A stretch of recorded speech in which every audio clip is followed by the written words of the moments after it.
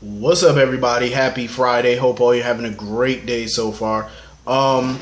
Getting into this episode of GH, I thought this was a pretty cool episode for the most part, depending on certain parts. Peter was getting on my nerves as usual. He gonna sit there and go up to Anna when she was telling him she was making a seating chart for her wedding to Finn. And he talking about, yeah, just don't sit me next to Robert. And of course, Robert shows up because Robert is extremely pissed off about that obituary that Peter put in the intruder or the invader or whatever he called that damn thing.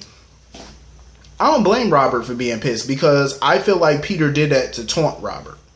Because we all know whatever happened to Holly, Peter had something to do with it.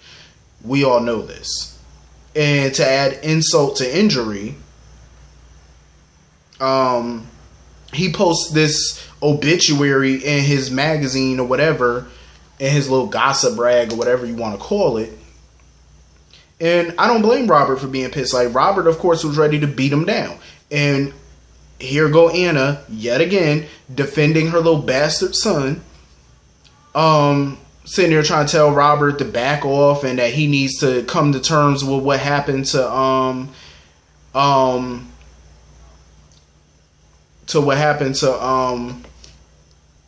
Holly. See, I'm saying her forgetting names now. It's been a long day. Bear with me. So, she told Robert to go to England or whatever to go to Holly's memorial service or whatever. And Robert was like, I am not going to mourn an empty grave, an empty box. He was like, I'm not going to do it. I'm not going to do that. I don't blame Robert because I think deep down Robert knows something ain't right. He knows something ain't right with what happened to Holly because there's no body. So he knows that she got to be out there somewhere. In his mind, he knows. Everybody else keep coming to terms with her quote unquote death, but Robert is not because Robert he know better. Like, Robert has the common sense that Anna used to have. Let's put it like that.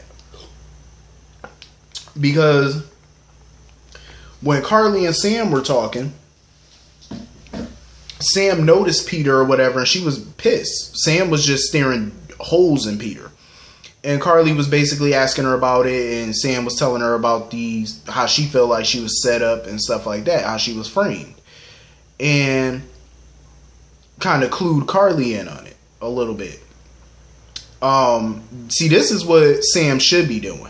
Instead of you and Spinelli investigating your damn parole officer, you need to be on Peter's ass. That's who you need to be investigating. You investigate him, it may lead you somewhere. Cause I think prior to the pandemic or whatever, I think her and Jason were kind of looking into Peter, I think, at first. To get her parole shut down or whatever, to get a new parole officer. But at the time, they got no real results. Nothing that would hold up in court. So of course Carly come waltzing her ass over there, getting in, putting her 2 cents in, getting in between Peter or whatever. Kind of putting him on notice or whatever. Because you know how Carly do. She just love to put people on notice, and that's pretty much what she did. And even Carly said it. Carly was like, she understands Maxie, giving Peter the benefit of the doubt and all that. But what she couldn't understand was Anna doing it. Because Anna used to have such a good sense of character. She was a good judgment of people. But Anna has lost all of her common sense over time. She's clearly lost her marbles. And I'm glad that other people are starting to notice that and they're not accepting the bullshit. And I'm glad about it. You know what I'm saying? Because Carly, that's a pit bull right there in a dress. I'm going to tell you that right now. Carly is a pit bull in a skirt.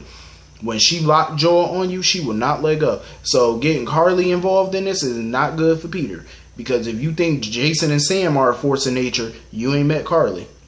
Because everybody know once Carly gets involved in a situation, she's involved. There's no getting her out. She's involved. Until she gets the desired results. Period. So hopefully, Carly teaming up with Robert and Jason and Sam on this can get these results a lot quicker. And they can shut Peter down. Hopefully. So anyway, moving on from that. Maxie. Apparently, Maxie took 3 home pregnancy tests, and all 3 came back positive. I said, hell to the no. No.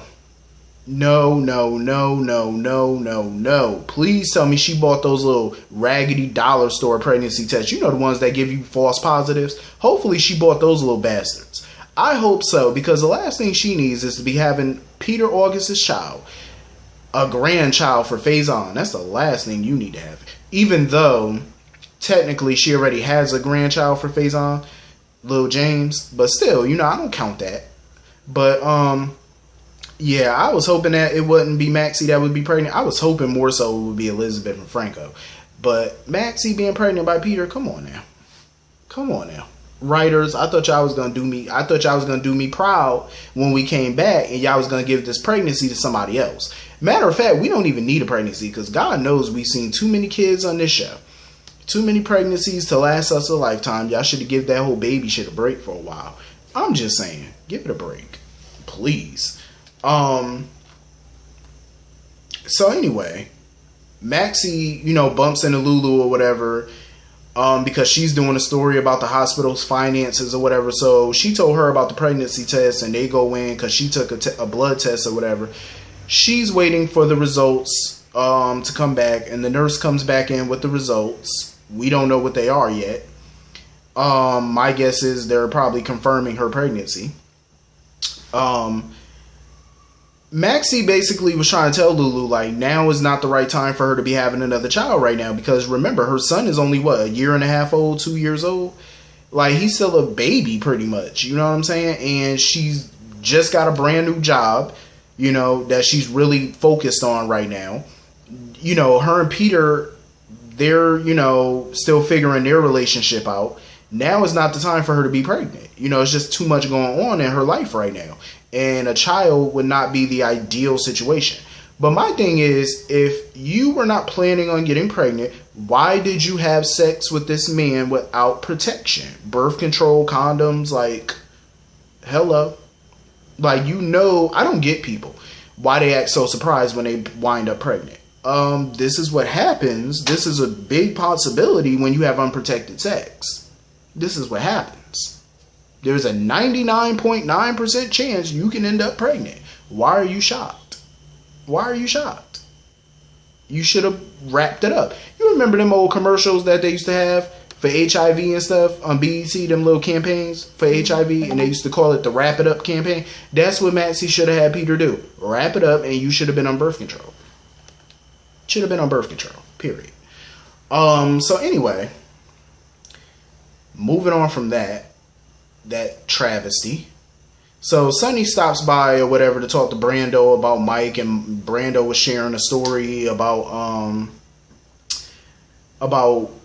Mike when he was a kid, taking him to the racetrack or whatever, teaching him about racing and horses or whatnot. I don't know. That's when Sonny got the phone call from Carly about Jason, because Curtis ended up running into Jason or whatever. He seen Jason on the ground or whatever, called 911. He called Carly, Sam, and them. Carly called Sonny, and, you know, he told Brando. Brando was there when he got the call. I do not trust Brando. I get what a lot of you are saying, that it's a possibility that Cyrus could have messed with the bike without Brando knowing about it. That is true. It's a strong possibility that could have happened.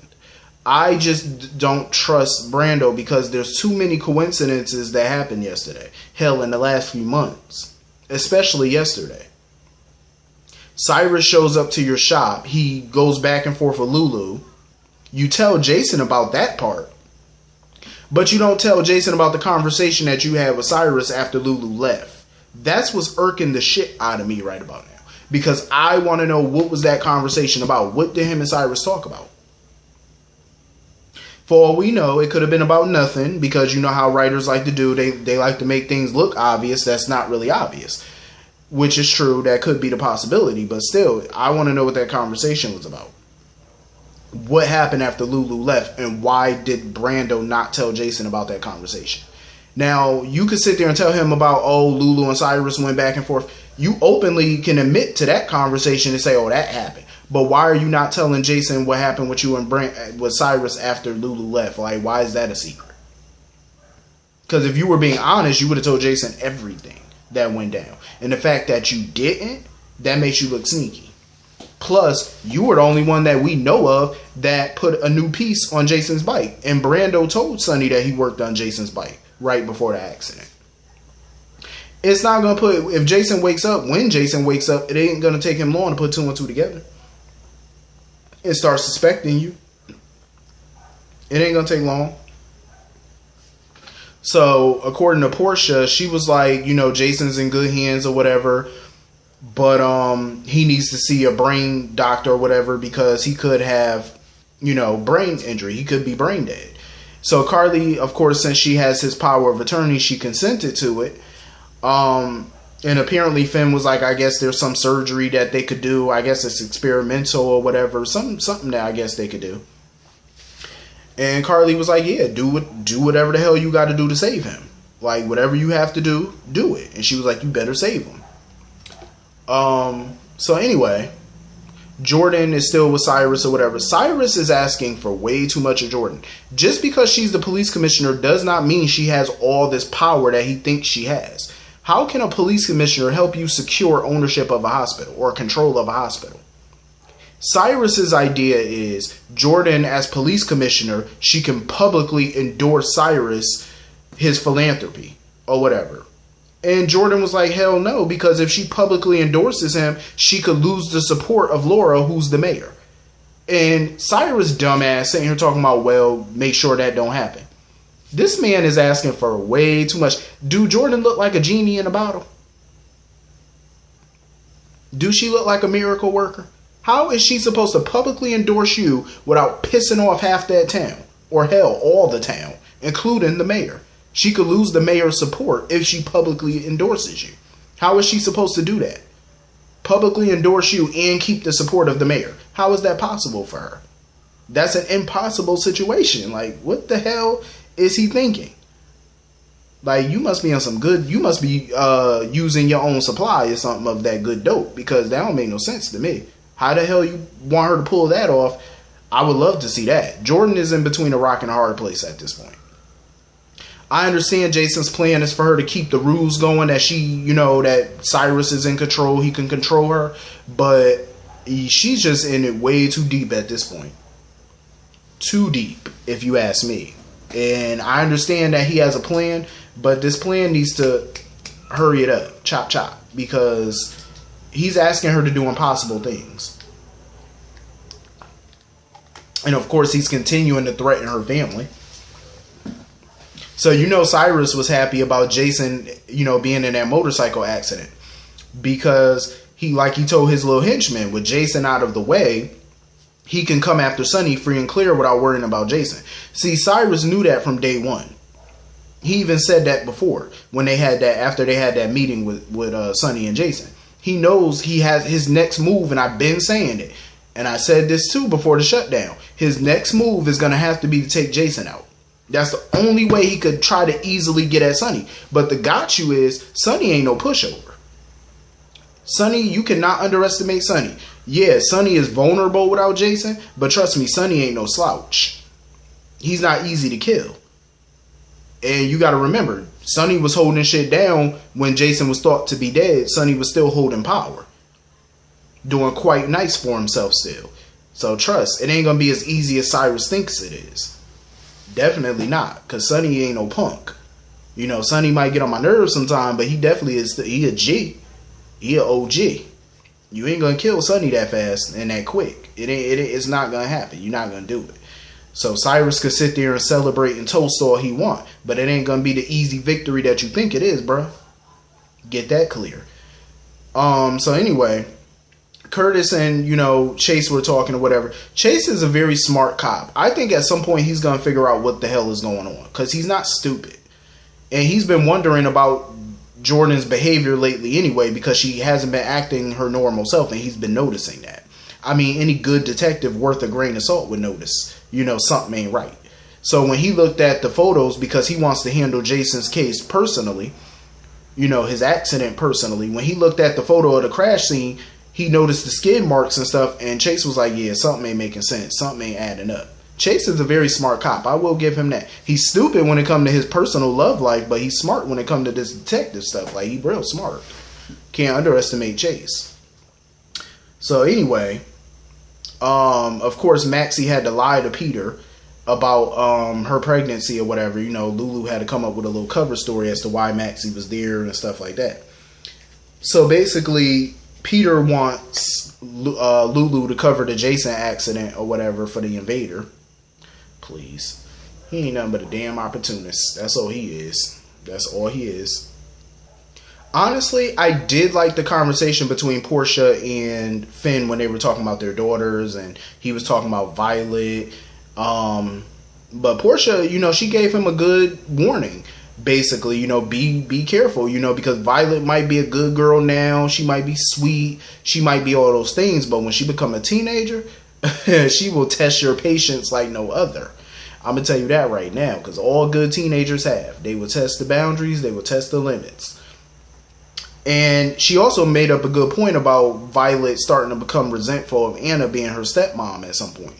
Because that has happened. I mean, not even just on TV, but in real life has happened. You know, I had a step parent too. But sometimes you can become resentful. You know, it ain't gonna be all, you know, peaches and cream. And I'm glad Portia was kind of, you know, warning Finn about that, because I think it was a good warning. I think Portia was dead on when she said that. You know, she was like, you know, she might be good now, but you know, she might idolize you now, but when she become a teenager and stuff, you know, them mood swings, them, you know, rebellious stage might come in. So you might want to be a little careful, which I totally agree. But anyway, that was pretty much the whole episode. Hit the comment section. Let me know what y'all thought. I will see y'all on Monday. Hope you all have a great weekend. I will see you all later. Peace.